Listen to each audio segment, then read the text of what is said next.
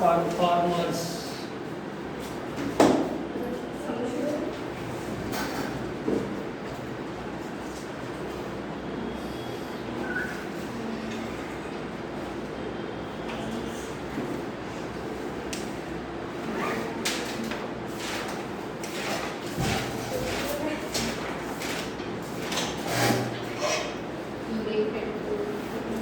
देखो किसको कहते हैं? Osmo conformers. ये संसार में कुछ ऐसे ऑर्गेनिज्म है कि उनके बॉडी के अंदर का जो फ्लूइड है, वो फ्लूइड का जो कॉन्सेंट्रेशन है वो बदलते वातावरण के साथ बदल देते हैं। वातावरण में चेंज हुआ तो उनके बॉडी का फ्लूइड का कॉन्सेंट्रेशन चेंज हो जाता है ना। मतलब वातावरण के साथ वो चेंज करते हैं एक दूसरे को, उसे कहते हैं osmo conformers. What are osmoconformers? Organisms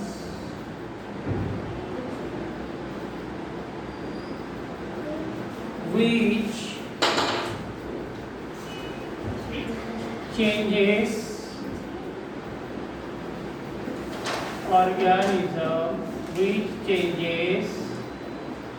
their body fluid concentration according to the environment. According to the environment are called osmoconformer.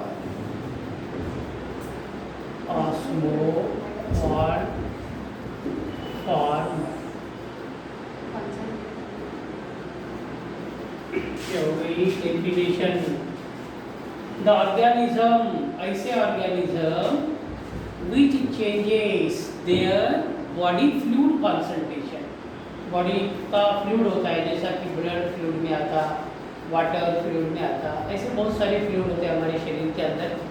तो ऐसे जो इनके फ्लूइड का कॉन्सेंट्रेशन है बॉडी के अंदर का, वो चेंज कर लेते हैं अकॉर्डिंग टू इन्वायरमेंट, वातावरण के अनुसार। जैसा वातावरण में चेंज हुआ वैसा उनका बॉडी कॉन्सेंट्रेशन वो चेंज कर लेते हैं। और इस टाइप के ऑर्गेनिज्म को कहते हैं osmoconformers। ठीक है। What are osmoconformers? Organisms which changes their body fluid concentration according to the environment are called osmoconformers. For example, marine organism, जितने मराइन ऑर्गेनिज्म है, मराइन मतलब समंदर के खारे पानी में रहने वाले marine organisms,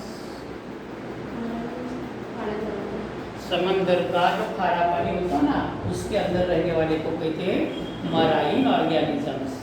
marine organisms mostly are osmoconformers, are mostly osmoconformers.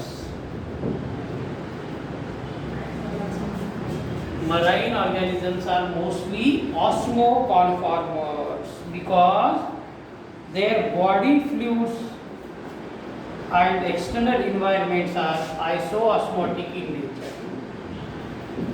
Because their body fluid, इनके बॉडी का fluid and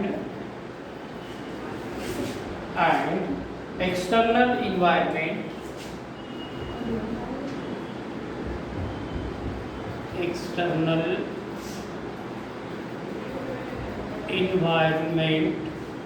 are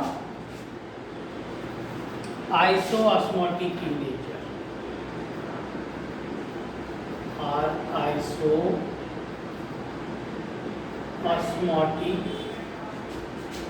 in nature। देखो जितने मराइन ऑर्गेनिज्म है वो मोस्टली कैसे है, ऑस्मो कॉन्फॉर्मर्स है। क्यों उनको ऑस्मो कॉन्फॉर्मर्स कहा? क्योंकि उनके बॉडी का फ्लूइड और एक्सटर्नल इन्वायरमेंट ये दोनों आइसो ऑस्मोटिक नेचर के होते, दोनों का सेम होता, सरीका होता। इन्वायरमेंट का कॉन्सेंट्रेशन और इनके बॉडी का फ्लूइड का कॉन्सेंट्रेशन ये दोनों का सेम होता, इसलिए मराइन ऑर्गेनिज्म को हम ऑस्मो कन्फर्मर कहते हैं, क्योंकि their body fluids and external environment are isoosmotic in nature. ठीक है, ये हो गए ऑस्मो कन्फर्मर्स। अब दूसरा कौन सा है? Osmo regulators.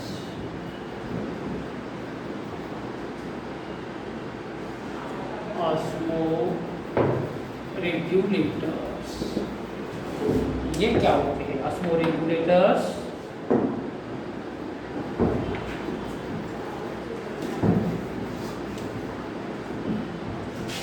organisms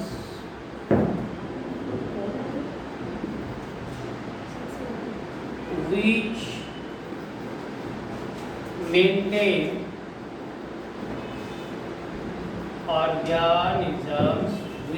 maintain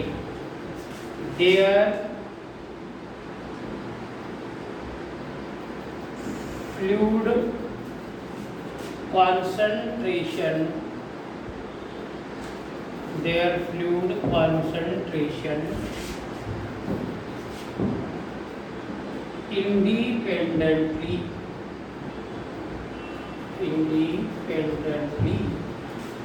and called, फिर उसको कहते हैं हम ऑस्मो रेगुलेटर्स। देखो ऑस्मो कन्फर्मर बदलते वातावरण के साथ उनका बॉडी का फ्लूइड बदल रहा है। ऑस्मो रेगुलेटर में organism which maintain their fluid concentration independently, मतलब वो इन्वायरमेंट के ऊपर डिपेंड नहीं है, इंडिपेंडेंट है, अपने बल के ऊपर इंडिपेंडेंटली अपना बॉडी का कंसंट्रेशन मेंटेन करता है, वातावरण से कोई लेन देन नहीं। ऐसे ऑर्गेनिज्म को कहते हैं ऑस्मो रेगुलेटर्स, है ना। एग्जाम्पल, फिर ऑस्मो रेगुलेटर में कौन कौन आते हैं? The best example of osmoregulators are fresh water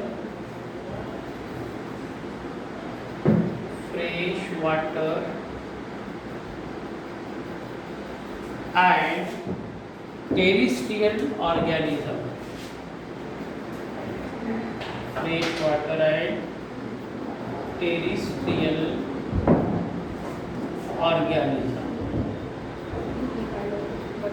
fresh water में रहने वाले लाइफ और टेरिस्ट्रियल में रहने वाले, मतलब हम टेरिस्ट्रियल है, फ्रेश वाटर में रहने वाला फिश भी होता है ये, है ना।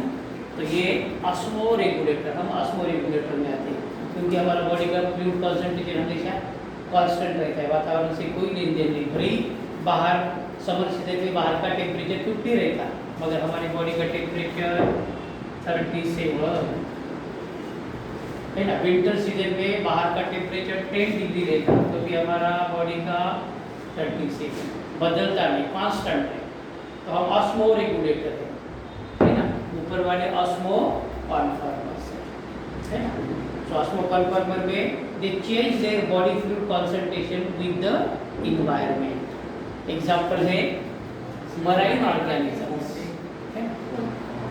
ऑस्मो रेगुलेटर में organism which maintain their body fluid concentration independently, then they are called as osmoregulator. Best example are fresh water and terrestrial organisms। ठीक है, ये हो गए दो प्रकार के life on the basis of their fluid concentration. ठीक है, उसके बाद अगेन 2 लाइफ है हमारे पास, और वो लाइफ का नाम है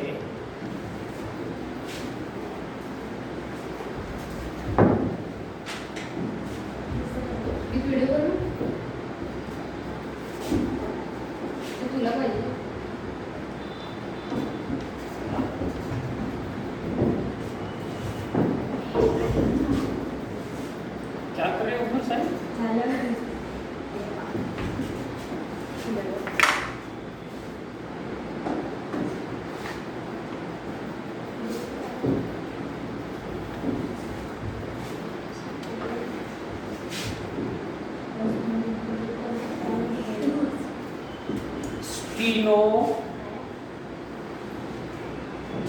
स्टीनोहैलाइन,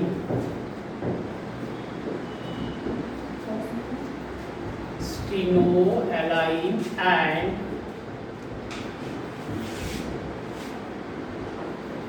यूरीहैलाइन, EURYHALINE। ये 2 लाइफ है again, स्टीनोहैलाइन and यूरीहैलाइन।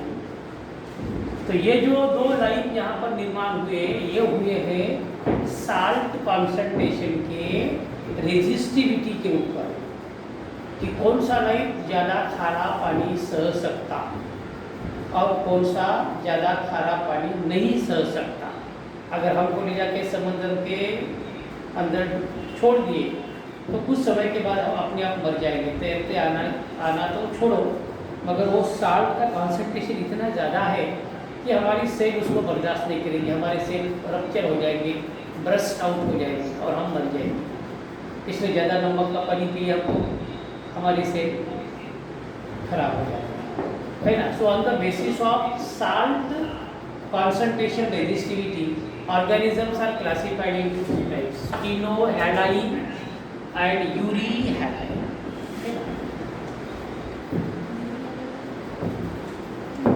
So what are organisms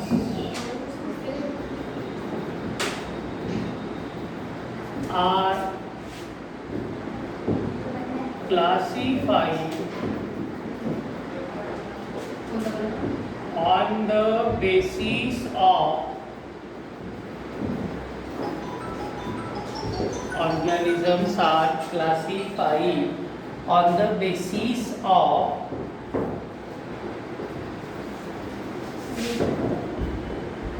salt concentration,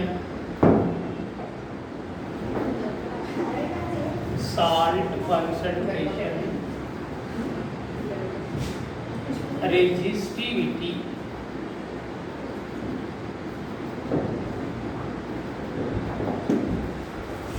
क्या है स्टीनोहैलाइन एंड यूरीहैलाइन? ये ऑर्गेनिजम्स है, इनका क्लासिफिकेशन किया हमने। Organisms are classified on the basis of salt concentration resistivity, कितना साल्ट कॉन्सेंट्रेशन वो रेजिस्ट कर सकते हैं। वो साल्ट कॉन्सेंट्रेशन के रेजिस्टिविटी के बेस के ऊपर ये 2 प्रकार की लाइफ है, स्टीनोहैलाइन एंड यूरीहैलाइन। चलो किसे कहते हैं स्टीनोहैलाइन और किसे कहते हैं यूरीहैलाइन। तो number 1 स्टीनोहैलाइन, STENOHALINE, स्टीनोहैलाइन। What are स्टीनोहैलाइन? Organisms, ऐसे organisms which can tolerate,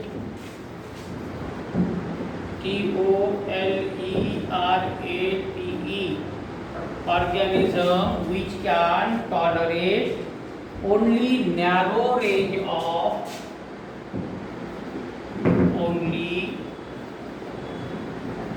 narrow range of only narrow range of salt concentration.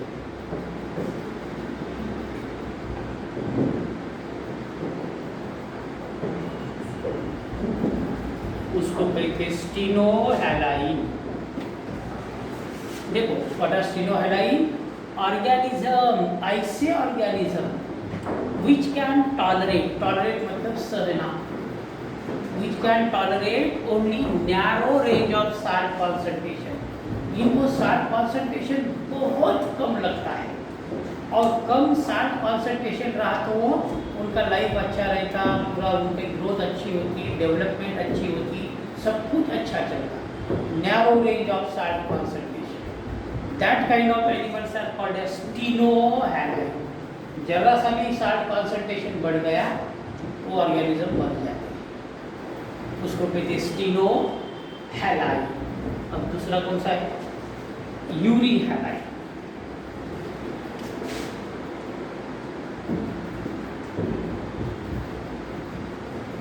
यूरीहैलाइन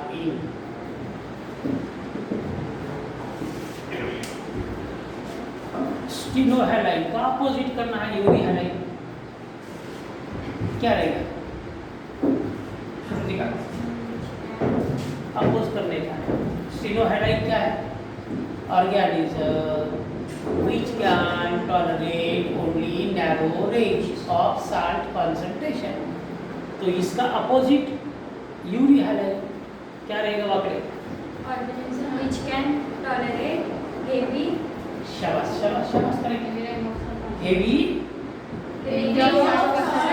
concentration are called as यूरीहैलाइन। right now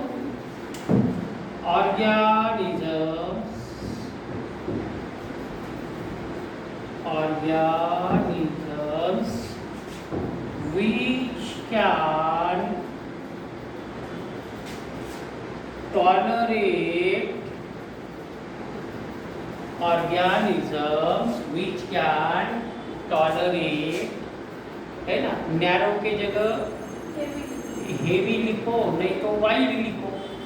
wide भी चलेगा, हेवी भी चलेगा, जरूरी नहीं है कि वाइड ही लिखो, है ना। विच कैन टॉलरेट वाइड और heavy range of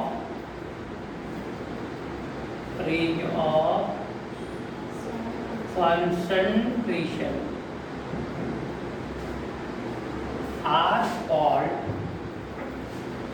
concentration wide range of salt concentration, sorry, wide range of salt concentration are called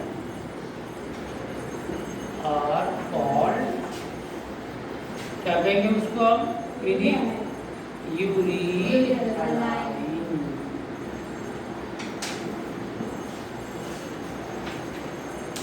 ये हो गए हमारे दो लाइफ और the basis of salt concentration. ठीक है, उसके बाद का क्वेश्चन है नया।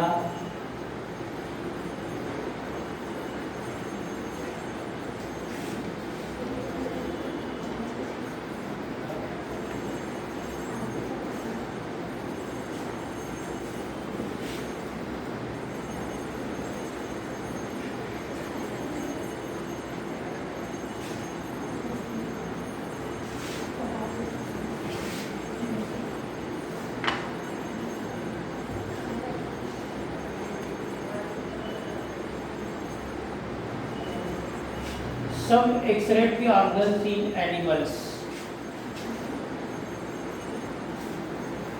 Some excretory organs in animals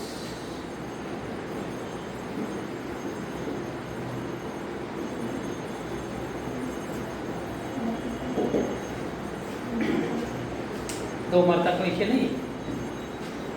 देखो हमारे अंदर एक्सक्रीटरी ऑर्गन कौन सा है तो किडनी है ना। एक्सक्रीटरी ऑर्गन मतलब the organ which can remove the nitrogenous waste material from the body. हमारे शरीर के जो नाइट्रोजनस वेस्ट मटेरियल है उसको शरीर से बाहर निकालने वाले ऑर्गन को कहते हैं एक्सक्रीटरी ऑर्गन्स। और हमारे शरीर के अंदर वो किडनी है ना। किडनी हमारे शरीर का एक्सक्रीटरी ऑर्गन्स है। अभी इतनी बड़ी दुनिया है, इतना बड़ा संसार है, बहुत अलग अलग प्रकार के एनिमल्स है, तो किस प्रकार के एनिमल में किस प्रकार का एक्सक्रीटरी ऑर्गन होता है वो बताओ। ऐसा ये क्वेश्चन का मीनिंग है ना। 2 मार्क के लिए क्वेश्चन पूछेगा और वो बोर्ड वाला बुढ़ा है ना, बोर्ड वाला बुढ़ा पूछेगा give the excretory organs in animals, है ना। तो हमारे पास बहुत प्रकार के एनिमल्स है ना। तो पहला पॉइंट यहाँ पर लिखेंगे हम, the excretory organs in different animals, the excretory organs in different animals are के आगे डैश नंबर 1। पहला एनिमल होता है प्रोटोनेफ्रीडिया। प्रोटोनेफ्रीडिया, प्रोटोनेफ्रीडिया को दूसरा नाम है फ्लेम सेल। ये एक्सक्रीटरी ऑर्गन है, प्रोटोनेफ्रीडिया और फ्लेम सेल, है ना। तो क्या है ये, it is excretory organ. Protonephridia और फ्लेम सेल एक्सक्रीटरी ऑर्गन है। It is excretory organ in flatworms, in flatworms. उसके बाद रोटीफर्स, रोटीफर्म जैसा एक इंसेक्ट है। फ्लैटवर्म मतलब अपना एनिलिडा, अर्थवर्म वगैरह, है ना। उसके बाद एनिलीड्स, एनिलीड्स एनिलिडा फाइलम में आने वाले एनिमल। उसके बाद cephalochordates,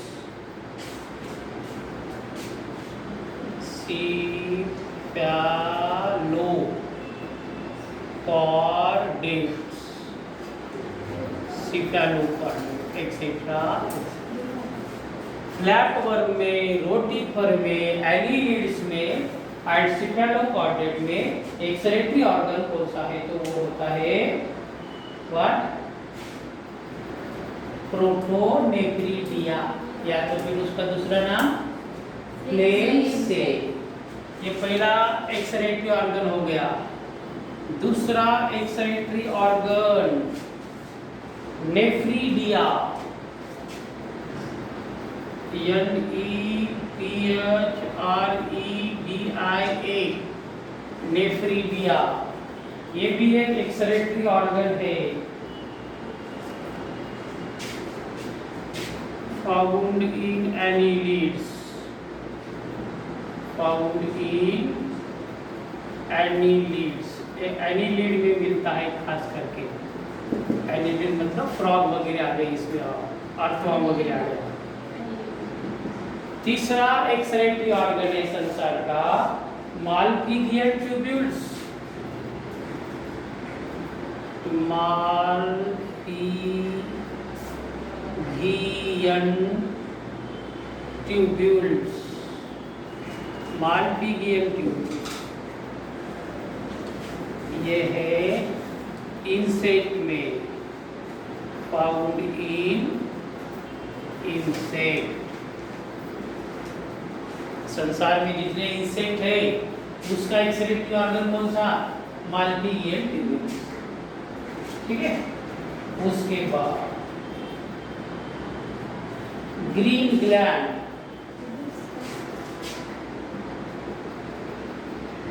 green gland found in prawn, found in prawn, prawn का मतलब झिंगा, झिंगा म्हणजे झिंग्यामधला वेस्ट मटेरियल बाहेर काढणारा एक्सक्रेटरी ऑर्गन कोणता असेल तो ग्रीन ग्लॅंड नावाचा आहे. है ना? पाचवा एक्सक्रेटरी ऑर्गन किडनी, हे कुठे सापडते मग? केवळ ह्यूमनमध्येच नाही तर जेवढे हायर ॲनिमल्स आहेत त्याच्यामध्ये ना. तो यहाँ पर हम ऐसा लिख सकते found in higher animal, higher animals. हो गया, दो बार का क्वेश्चन था. Describe the excretory organ in animals. कितने देखे आपको एक्सक्रेटरी? पहला कौन सा? प्रोटोनेफ्रिडिया और फ्लेम सेल. दूसरा नेफ्रिडिया. तीसरा माल्पीजियम ट्यूब्यूल. चौथा ग्रीन ग्लैंड. पांचवा किडनी. प्रोटोनेफ्रिडिया कहाँ पर दिखता? फ्लैटवर्म में, रोटीफर में, एनिलिड्स में, सिफेलोकॉर्डेट्स में.